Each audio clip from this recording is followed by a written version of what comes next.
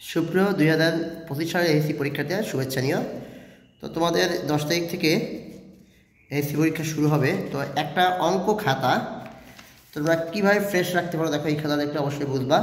আমি এর আগে তোমাদের একটা খাতা শেয়ার করেছিলাম যে ভালো স্টুডেন্ট হয়েও প্রথম থেকে ভুল করার কারণে সে প্রত্যেকটা অঙ্কেই একটু কাটাকাটি বা সমস্যার সৃষ্টি হয়েছিল। কিন্তু মাথা ঠান্ডা রেখে প্রথম থেকে যে অঙ্কটা সঠিকভাবে সুন্দরভাবে পারবা সেটা থেকেই তুমি অঙ্কটা করা শুরু করবা। তো দেখো এ কিন্তু একটা অঙ্ক শুরু করছে। তো এই খাতাটা দেখো কতটা সুন্দর, মোটামুটি একটা ফ্রেশ খাতা বলা যায়।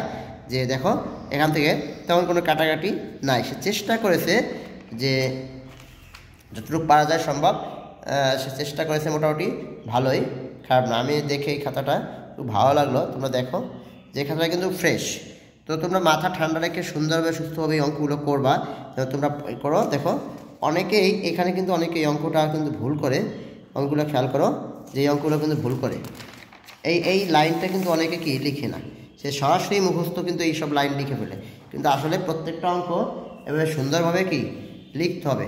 হ্যাঁ, ওই অঙ্কের মধ্যে আবার ফাঁকিবাজি আছে, এক লাইন বাদ দিয়ে এক লাইন করবা। হ্যাঁ, সেটাও করা যায়, শর্টকাট করা যায় কিছু বিষয়, কিন্তু একেবারে যে যেটা দরকার হবে সেটা করবা না, সেরকম তো না।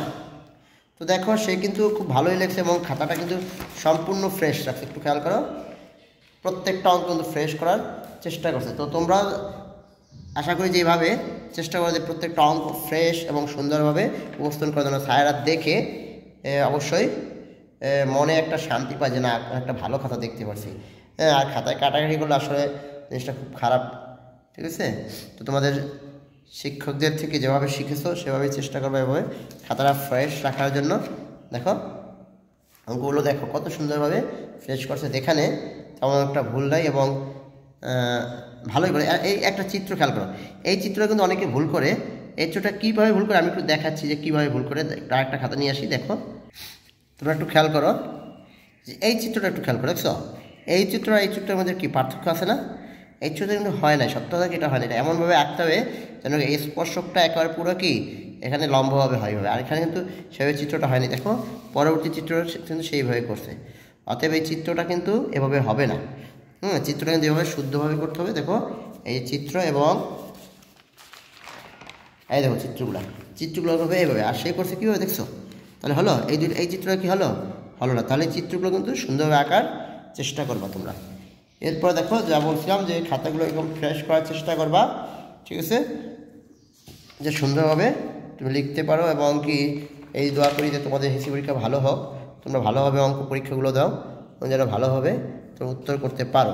এবং খেয়াল করো এখানে দেখো কিন্তু একটা ভুল করেছে, এই একটা ভুলের কারণে দেখো এখানে আর্গুন হবে কি, এখানে সে ভুলটা করছে কি, এখানে রুট 3টা নিচে ভাগ হবে বিটে কারণে। আমি নিশ্চিত সে কী করছে, তার হলো করতে এই ভুলটা করছে, যে কারণে আমি মার্কসটা কাটছি, যে কারণে সে কিন্তু ফুল মার্কসগুলো পায়নি। আরও একটু ভুল করছে একটা কতে, তো অন্যথায় সে কিন্তু ফুল মার্কসই পাইতো। দেখো খুব সুন্দরভাবে ফ্রেশভাবে সে কাজগুলো করছে। তো তোমরা আশাবাদী যে এভাবে চেষ্টা করো যে ফ্রেশ করে খাতাগুলো যাতে রেডি করা যায়, এই জিনিসটা খেয়াল করবা তোমরা এই যে খাতাগুলো দেখো এই পরীক্ষা 10 বছরের সাধনা, জীবনে এই সাধনাটা বজায় রেখে সুন্দর সফলতা নিয়ে আসতে পারো সেই দোয়া করি।